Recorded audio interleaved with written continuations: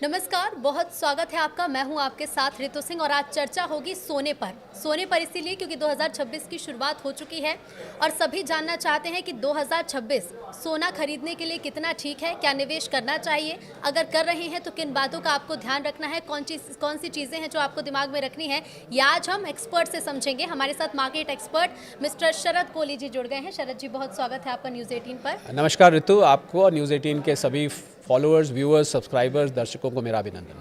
बिल्कुल, तो शरद जी, सबसे पहला सवाल तो यही बनता है कि 2026 क्योंकि शुरू हो चुका है, गोल्ड में निवेश के लिए 2026 कितना सेफ रह सकता है? देखिए, उतार चढ़ाव तो बहुत देखने को मिलेंगे और जो लोग गोल्ड सिल्वर में इंटरेस्ट रखते हैं, अगर गोल्ड की बात हो रही है, पहले गोल्ड की करता हूँ, तो उतार चढ़ाव आपको मिलेंगे। क्योंकि क्या होता है कि गोल्ड को समझने के लिए हमें ये देखना होगा कि गोल्ड में कौन लोग निवेश करते हैं। गोल्ड में दुनिया भर के सेंट्रल बैंक्स निवेश करते हैं, जो कि बड़ी मात्रा में गोल्ड खरीदते हैं। और गोल्ड आपको पता ही होगा ज्वेलरी बनाने के काम आता है, तो आप महिलाएं, आपसे बेहतर कौन जानेगा। और एक बड़ी मात्रा ऋतु गोल्ड में डेरिवेटिव होता है। डेरिवेटिव का मतलब इसको बोलते हैं सट्टेबाजी होती है। सट्टेबाजी का अर्थ है, मैं दर्शकों के लिए आसान करके बता देता हूँ कि एक कमोडिटी एक्सचेंज होता है, उसको हम MCX भारत में बोलते हैं, मल्टी कमोडिटी एक्सचेंज। अमेरिका में इसको कॉमेक्स बोलते हैं, कमोडिटी एक्सचेंज। तो इसमें जब आप सोना खरीदते और बेचते हैं तो ऐसे नहीं खरीदा जाता कि आपने मेरे से खरीदा तो मैंने आपको 10 ग्राम सोना दे दिया, मैंने आपको बेचा तो 10 ग्राम आपसे ले लिया, वगैरह वगैरह। ऐसे नहीं चलता है।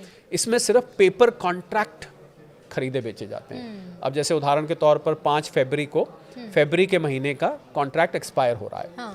तो मैं क्या करूंगा कि मैं कहूंगा कि मुझे 1 किलो सोना मैंने खरीदा और 1 किलो सोना अब आज के रेट पे जाएं तो करीब 1,40,00,000 रुपए का है। तो मैं क्या करूंगा कि सिर्फ 20% दे के और 1 किलो सोने का कॉन्ट्रैक्ट ले लूंगा। और जैसे ही वो 5 फरवरी आएगी, अगर वो 1,40 से ऊपर चला गया तो मुझे मेरा मार्जिन प्रॉफिट मिला के वापस मिल जाएगा, और अगर नीचे चला गया तो मेरे मार्जिन में से उतना काट लेंगे और मुझे बाकी वापस दे देंगे।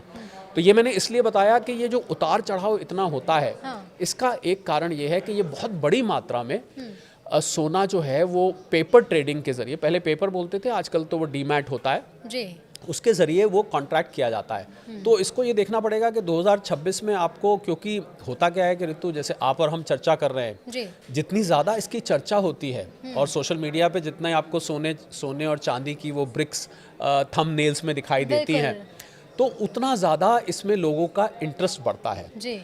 और सेंट्रल बैंक्स तो मैंने आपको बताया पहले ही खरीद रहे हैं। तो आपके सवाल का मैं अब सीधा जवाब दूं तो मुझे सोने का लॉन्ग टर्म ट्रेंड ऊपर को दिखाई देता है। हो सकता है 2026 में बीच में कुछ दिन के लिए ठहर जाए, कुछ दिन के लिए थोड़ी करेक्शन आए, ये भी हो सकता है, पर लॉन्ग टर्म ट्रेंड ऊपर दिखता है। और इसका एक बहुत बड़ा कारण ऋतु मैं और बता दूं कि जो जियोपॉलिटिकल टेंशंस हैं, ये जो दुनिया भर में आपने विश्व युद्ध की बातें बार बार सुनाई दे रही हैं, अलग अलग देशों में युद्ध जैसे युद्ध जैसे हालात बन रहे हैं। अभी ट्रम्प साहब ने वेनेजुएला के लीडर को उठा लाया वहां से, और ईरान में चल ही रहा है। बिल्कुल, रूस यूक्रेन तो और घमासान हो चुका है। इनफैक्ट मैं, क्योंकि जो लोग, और तो एक मजेदार बात मैं पहले बताऊं, जो लोग सोने और चांदी में इंटरेस्ट रखते हैं, उनको अंतर्राष्ट्रीय खबरों पर बहुत पैनी नजर बना के रखनी चाहिए। और मैं ये भी जोड़ दूं आपके चैनल पे कि भारत की जो इकोनॉमी के पैरामीटर्स होते हैं, पैमाने होते हैं, वो सोने और चांदी को ना के बराबर प्रभावित करते हैं। इस बात, ये बहुत इंपॉर्टेंट बात है। यानी कि भारत ने कोई आर्थिक नीति बनाई, बजट आया, अक्षय तृतीया आया, धनतेरस आया, शादी का सीजन आ गया, इससे सोने चांदी की कीमत में बहुत ही मामूली फर्क पड़ता है। हाँ, रुपया कमजोर हो तो थोड़ा यहाँ पर महंगा होता है। तो आप इन अंतर्राष्ट्रीय खबरों पर नज़र बना के रखिए। अगर वाकई में, मैं सबको आज ये हिदायत देना चाहूँगा, अगर आप सोने के शौकीन हैं और सोने में निवेश के शौकीन हैं, तो आपको अंतर्राष्ट्रीय खबरें आज से ही ट्रैक करनी शुरू कर देनी चाहिए। मैंने इसलिए जिक्र किया कि शायद कम लोग जानते हैं इस बात को कि रशिया के पास एक मिसाइल है, उसका नाम है ऑर्शनिक। और रशिया का एक पड़ोसी देश है, उसका नाम है बेलारूस। उसका बहुत घनिष्ठ मित्र है। उसने अपनी ऑर्शनिक मिसाइल को बेलारूस में, क्योंकि बेलारूस यूरोप के और नज़दीक है, वहाँ पर तैनात कर दिया है। और यूरोप के जो बड़े देश हैं, जिसमें फ्रांस में पेरिस उसका कैपिटल है, यूके का कैपिटल लंदन है, जर्मनी का कैपिटल बर्लिन है, पोलैंड का कैपिटल वॉर्सो है, मैं 4 नाम ले रहा हूँ, और भी देश हैं, उसने इसको निशाना साध दिया है उन देशों की तरफ और ये मिसाइल न्यूक्लियर हेड कैरी करती है। आप समझ सकते हैं कि कितनी खतरनाक परिस्थिति है। हम लोग ना यहाँ पर क्या है ऋतु, हम लोग अपने देश की खबरों में इतने खो जाते हैं। इंटरनेशनल मामलों में ध्यान ही नहीं दे रहे। लालू प्रसाद जी क्या कर रहे हैं, तेजस्वी क्या कर रहे हैं, अखिलेश जी क्या कर रहे हैं, हमारे नीतीश बाबू क्या कर रहे हैं, हमारे छत्तीसगढ़ में क्या हो रहा है, एमपी में क्या हो रहा है, राजस्थान में, कि हम अंतर्राष्ट्रीय खबरों को भूल ही जाते हैं, जबकि दुनिया तो बहुत बड़ी है। तो मुझे लग रहा है सोने चांदी के निवेशकों को और ट्रेडर्स को अगर वो अंतर्राष्ट्रीय खबरें नहीं खंगाल रहे तो वो हमेशा ही असमंजस में बने रहेंगे, उनको कुछ नहीं पता लग पाएगा कि क्या खबरों को देखकर वो कैसे समझे। जैसे आप तो मार्केट एक्सपर्ट है तो बता देंगे कि चलिए 2026 कितना सेफ है या फिर सोने में निवेश कितना सेफ है। लोगों ने देखना शुरू भी किया है तो वो उससे कैसे आकलन कैसे करें कि निवेश ठीक है या नहीं? बहुत आसान है ऋतु, बहुत आसान है। जब जब आपको लगे कि ये जियोपॉलिटिकल टेंशन बढ़ रही है, जब आपको लगे एक मिसाइल चली, एक रॉकेट चला, ईरान के लीडर ने ये स्टेटमेंट दिया, पुतिन साहब ने कहा मैं छोड़ूंगा नहीं, ट्रंप साहब ने कहा कि अब तो मैं लेकर रहूंगा ग्रीनलैंड को, तो जब जब आपको इस प्रकार की स्टेटमेंट सुनाई दें, समझ लीजिए सोना खुश हो रहा है। खुश हो रहे का मतलब है कि समझ लीजिए कि सोना ऊपर जा रहा है। तो कुल मिला के अगर दूसरी भाषा में कहे तो जब जब जियोपॉलिटिकल टेंशन बढ़ेगी, सोना और चांदी आपको ऊपर जाते हुए दिखाई देंगे। तो एक तो दर्शक इस बात का ट्रैक रख सकते हैं, एक और वो ट्रैक रख सकते हैं, डॉलर को भारतीय रुपए के खिलाफ नहीं, पर बाकी 4 करेंसीज का मैं नाम ले रहा हूँ, Swiss franc, euro, Japanese yen और ब्रिटिश पाउंड। इन 4 करेंसीज के खिलाफ अगर आपको डॉलर कमजोर होता दिखाई दे, समझ लीजिए सोना रॉकेट होने के लिए तैयार है। तो ये दर्शकों को नोट कर लेना चाहिए कि भारतीय करेंसी के अलावा जो 4 आपने नाम बताया, अगर इनके खिलाफ डॉलर जा रहा है तो कमजोर हो रहा है। और पिछले 1 साल में ऋतु मैं बताऊंगा, पिछले 1 साल में 50 साल में सबसे ज्यादा गिरावट इन 4 करेंसीज के खिलाफ आई है। रुपए के मुकाबले तो 90 से ऊपर चल रहा है। मुझे लगता है कि कोई दर्शक ध्यान भी नहीं देते होंगे कि दुनिया में क्या चल रहा है, और हम सोने में अगर निवेश करें तो हमें किन चीजों पर ध्यान देना है। बहुत काम की चीज यही बताना। और एक खबर और पर नजर रखें, अगर कहीं से रख सका, मुझे लगता है न्यूज़ 18 से बढ़िया कोई प्लेटफॉर्म नहीं है जो आपको ये बताएगा। आप ये ध्यान रखिए कि सेंट्रल बैंक्स दुनिया के, सेंट्रल बैंक कहते हैं जैसे भारत में रिजर्व बैंक है, अमेरिका में फेडरल रिजर्व है, इंग्लैंड में बैंक ऑफ इंग्लैंड है, अगर ये सेंट्रल बैंक्स कभी भी अपने सोने के भंडार बेचने शुरू करते हैं तो आपको एक निवेशक के तौर पे उसमें से पतली गली में से बाहर निकल जाना चाहिए। आपको बेच के एक तरफ हो जाना चाहिए, क्योंकि ये बहुत बड़ी मात्रा में बेचेंगे और एकदम प्राइस करेक्शन आ सकता है। तो मैंने देखिए आपको 3-4 ऐसे पैमाने बता दिए हैं। अगर आप न्यूज़ खंगाल के या न्यूज़ 18 के जरिए अगर आप ये निकाल लें तो आप हमारा सिर्फ पॉडकास्ट देख लीजिए, आप समझ जाएंगे कि गोल्ड में निवेश कितना सेफ है। अच्छा, भारतीय बाजार की अगर हम बात करें, क्योंकि खरमास खत्म होने वाला है, शादी का सीजन शुरू होगा। हालांकि जिनकी शादी होने वाली उन्होंने तो गोल्ड खरीद लिया होगा, लेकिन उसके बाद हम देखते हैं कि शादी का सीजन शुरू हो जाता है तो गहने खरीदने वाले लोगों की संख्या बढ़ जाती है। सब अपनी बच्ची को गहने देना चाहते हैं, गोल्ड में निवेश भी करते हैं। और आजकल तो लोग, महिलाएं खासतौर पर जो हमें देख रही होंगी, वो तो ये समझ रही होंगी कि महिलाओं के लिए निवेश मतलब है गहने खरीद लो कि उनको पहन भी लो, और उसके बाद जब रेट बढ़ेंगे तो उसके भी बढ़ जाएंगे। इसका बाजार पर कितना असर पड़ता है? जब शादी का सीजन आ जाता है तो बाजार में तेजी आएगी क्योंकि रेट भी बढ़ रहे हैं, या फिर रेट बढ़ रहे हैं तो इस बार बाजार थोड़ा सा कमजोर नजर आएगा भारतीय बाजार? कुछ 100 रुपए का फर्क पड़ता है भारत में शादी के सीजन से।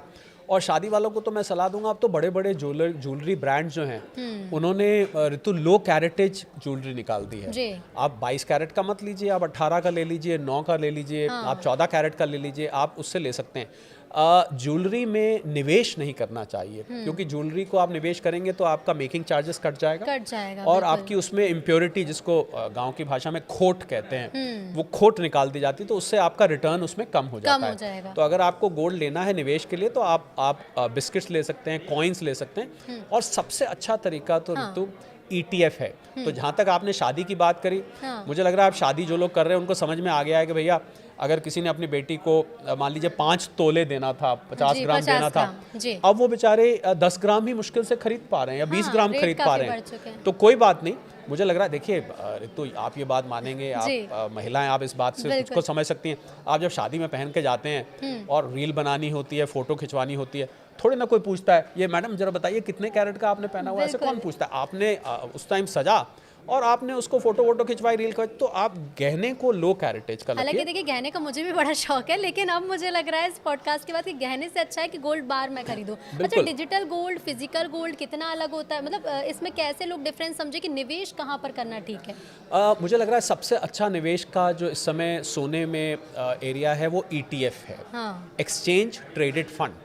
ये एक म्यूचुअल फंड की तरह होता है, ठीक है। और इसमें एसेट मैनेजमेंट कंपनी आपके लिए सब लोगों का कंट्रीब्यूशन लेके आपके लिए गोल्ड खरीदती है। और सबसे अच्छी बात इसमें यह है कि जितना आप निवेश कर रहे हैं ऋतु इसमें, उतने का भंडार इनको अपने वेयर हाउस में रखना पड़ता है। तो हवा हवाई नहीं खरीदा है वो कहीं है हवा हवाई नहीं है। और इसमें आप छोटी मात्रा में भी ले सकते हैं। और अच्छी बात यह है कि ये शेयर मार्केट में ट्रेड होता है, तो आप कभी भी इसमें से निकल सकते हैं। और अब तो T+0 है। T+0 का मतलब होता है, T+1 का मतलब होता है कि आपने आज बेचा, कल पैसे आपके बैंक अकाउंट में आ जाएंगे। तो बहुत ही अच्छा ये तरीका है, सेफ भी है।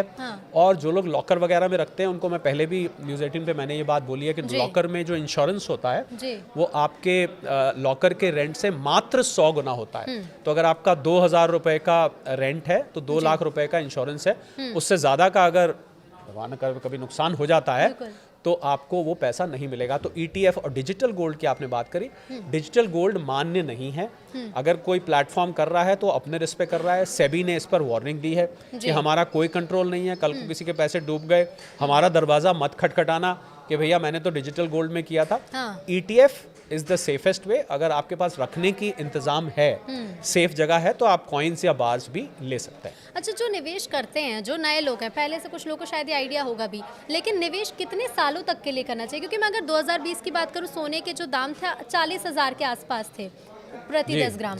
2025 में हम डबल छोड़िए 1 लाख के पार पहुंच गए। 26 से अगर 30 की बात करें तो इन 5 सालों में भी काफ़ी बदलाव देखने को मिलेगा और जो चढ़ाव भी होगा, यानी कि कीमतें बढ़ेंगी। तो कितने साल के लिए निवेश गोल्ड में करना चाहिए? देखिए, पहले तो हम ये बोलते थे कि गोल्ड में आप लंबे वक्त के लिए निवेश करें। हालांकि मैं यहाँ पर एक आपकी इजाज़त से डिस्क्लेमर देना चाहूँगा कि अगर आप निवेश कर रहे हैं इस पॉडकास्ट के आधार पर तो अपने इन्वेस्टमेंट और फाइनेंशियल एडवाइजर से सलाह लेके निवेश करिए। हम लोग ये कोई निवेश की सलाह नहीं है, ये एक विश्लेषण है सारे फैक्टर्स का। तो पहले तो हम बहुत लंबे वक्त का ऋतु बोलते थे कि 5 साल 10 साल के रखिए। अब मैंने तो 2 साल और 5 साल के लिए भी आप रखेंगे तो आपको ये बहुत अच्छा रिटर्न देगा, क्योंकि अंतर्राष्ट्रीय परिस्थिति, ये जो मैंने शुरू में 3-4 फैक्टर बताए, ये इस प्रकार की बन रही। और मैंने तो ऋतु एक नई चीज इजाद की है, उसका नाम है TMI। आप गेस भी नहीं कर सकते कि वो क्या चीज हो सकता है। Trump mood index. ये आप अगर ECG का ग्राफ भी प्लॉट करेंगे ना, तो आप ECG का ग्राफ देखिए, ऐसे ऐसे ऐसे ऐसे ऐसे होता है। पर ट्रम्प मूड इंडेक्स इससे भी ज्यादा वॉलेटाइल होती है।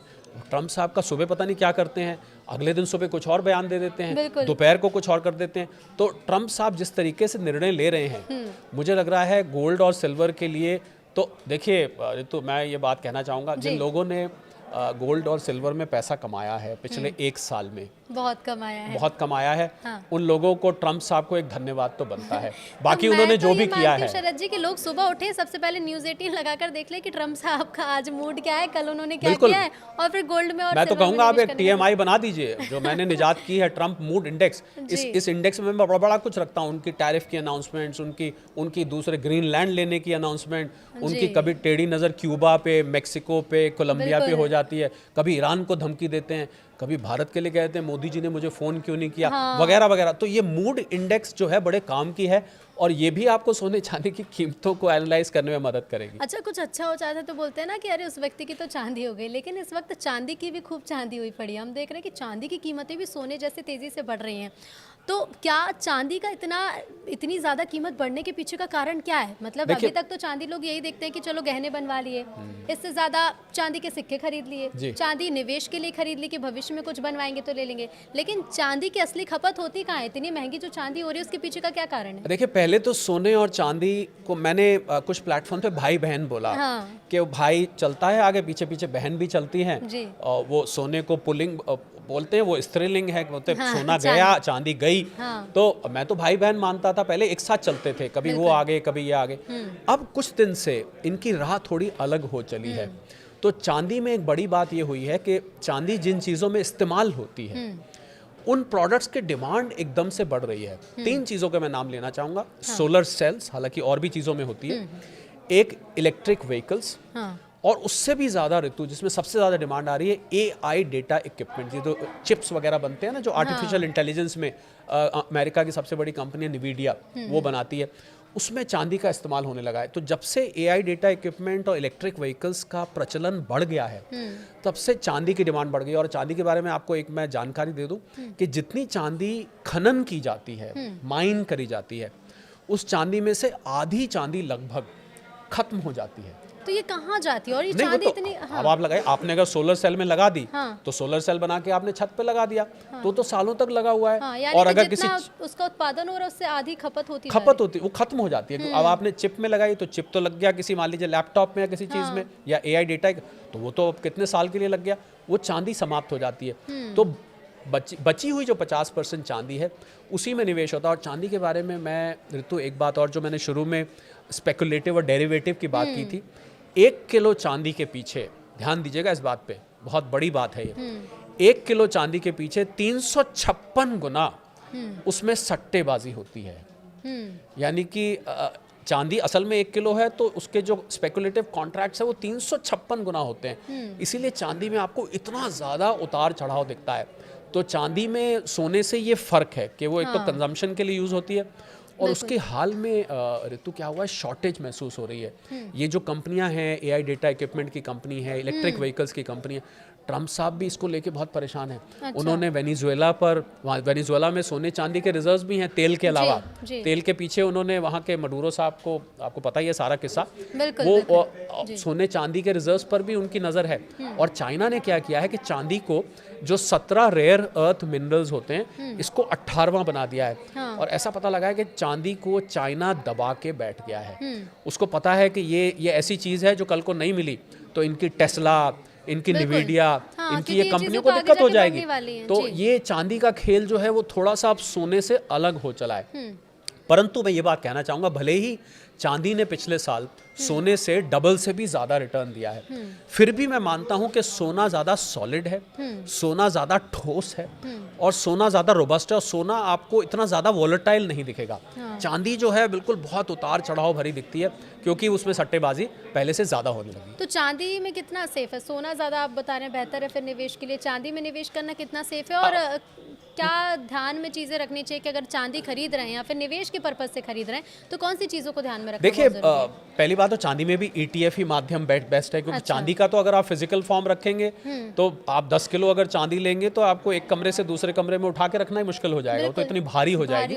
तो ETFs ही बेस्ट हैं। और देखिए, वैसे तो निवेश की सलाह, जैसा मैंने कहा कि आप अपने इन्वेस्टमेंट और फाइनेंशियल एडवाइजर से पूछ के लें, परंतु अगर कोई पोर्टफोलियो बना रहा है तो उसमें अभी भी मुझे लगता है 60-70% गोल्ड रखना चाहिए और 30-40% से ज़्यादा चांदी नहीं रखनी चाहिए, क्योंकि चांदी थोड़ा रिस्की ज़्यादा है। और क्योंकि इसमें सट्टेबाजी ज़्यादा है तो एक हम शब्द इस्तेमाल करते हैं ऋतु, आपने भी सुना होगा कि बबल बन जाता है। तो थोड़ा सा बबल चांदी में ज़्यादा है। और बाकी तो देखिए आगे मैं ये भी मानता हूँ ऋतु, ये सारी बात कहते हुए हम हालांकि बहुत डिटेल में पॉडकास्ट कर रहे हैं कि अंतर्राष्ट्रीय परिस्थितियां इस प्रकार से बदल रही हैं और इतनी रफ्तार से बदल रही हैं कि हम कुछ भी बात अभी कंफर्म तरीके से अगर कहते हैं तो वो हफ्ते 10 दिन बाद एकदम परिस्थिति बदल जाती है। तो इसलिए ये दर्शकों से मैं बहुत विनम्र निवेदन करूंगा कि हमने जितनी भी बात बोली है उसको आप अभी तो जहन में बसा लें, पर आप इन खबरों पर नजर रखें। हो सकता है जो मैंने बात बोली उसमें से परिस्थिति एकदम कुछ बदल जाए। ट्रम्प का मूड या फिर ठीक हाँ, वो TMI, वो जो ट्रम्प मूड इंडेक्स है, अगर वो मूड इंडेक्स ऊपर नीचे गई तो फिर ये परिस्थिति बदल सकती है। तो इसलिए आप सोच समझ के करें। और एक बात और मैं जो मैं कहना चाहूँगा कि लोगों ने, मैंने सुना ऋतु, लोगों ने अपनी प्रॉपर्टी बेच के, लोगों ने शेयर मार्केट में अपने शेयर्स बेच के, लोगों ने अपनी FDयां तोड़वा के सोने चांदी में पैसा लगा दिया। ऐसा नहीं करना चाहिए। एक इन्वेस्टमेंट की दुनिया में कहावत होती है, never put all eggs in the same basket. अपने सारे पैसे को एक ही जगह नहीं रखना चाहिए, फैला के रखना चाहिए। भले ही आपको चांदी ने 170% रिटर्न दिया है। गोल्ड का हिस्सा कितना होना चाहिए? मतलब आपके पोर्टफोलियो में गोल्ड और सिल्वर इन्वेस्टमेंट का कितना हिस्सा? मुझे लगता है कि टोटल इन्वेस्टमेंट पोर्टफोलियो किसी का है तो उसमें 20-25% से ज़्यादा चांदी सोना नहीं रखना चाहिए। भले ही इस टाइम वो नंबर 1 हीरो है और हीरोइन है, पर तब भी इससे ज़्यादा आपको नहीं रखना चाहिए। आपको अपनी इन्वेस्टमेंट्स को ऋतु फैला के रखना चाहिए। कुछ म्यूचुअल फंड में, कुछ अच्छा शेयर्स शरद जी, में। बिल्कुल ये सारी पोर्टफोलियो मैनेज करने की तो चीज़ें हैं ही, लेकिन एक चीज़ ये भी कि 5 वो बातें या 2 या 3 वो बातें जो गोल्ड इन्वेस्टमेंट में ध्यान में रखनी, जल्दी से वो भी बता दीजिए। पहली बात तो आप भाव आवेश में ना आए, हाँ। पहली बात। दूसरी बात, लंबे वक्त के लिए रखें। तीसरी बात, जब जब इसमें करेक्शन आए तो थोड़ा थोड़ा करके लें, सारा पैसा एक साथ ना लगाएं। और अगर आप लंबे वक्त के लिए ले रहे हैं, आखिरी बात, तो रोज रोज इसका रेट आप देखेंगे ना, तो क्या होगा, आपका मन करेगा आज प्रॉफिट बुक करके और कुछ पार्टी वार्टी कराएं, कहीं घूम फिर आएं, अब तो प्रॉफिट हो गया। ये काम अगर आप करेंगे, प्रॉफिट तो मिल जाएगा आपको क्योंकि ऊपर जा रहा है, पर आप बड़े प्रॉफिट से बिल्कुल अपने आप को महरूम कर लेंगे, बड़े प्रॉफिट से आप अपने आप को डिप्राइव कर लेंगे। तो जरूरी कि नहीं। इन्वेस्टमेंट करिए, थोड़े समय के लिए भूल जाइए उसे। लंबे वक्त के लिए इसको रखिए, बीच बीच में रेट चेक करिए, न्यूज़ 18 देखते रहिए, आपको रेट तो वैसे ही पता लगते रहते हैं। बिल्कुल बिल्कुल शरद जी, बहुत शुक्रिया आपका इस पॉडकास्ट में हिस्सा लेने के लिए। तो उम्मीद है कि सोने चांदी से जुड़े हुए जितने सवाल होंगे इस पॉडकास्ट में आपको उन सभी के उत्तर मिल गए होंगे। नमस्कार।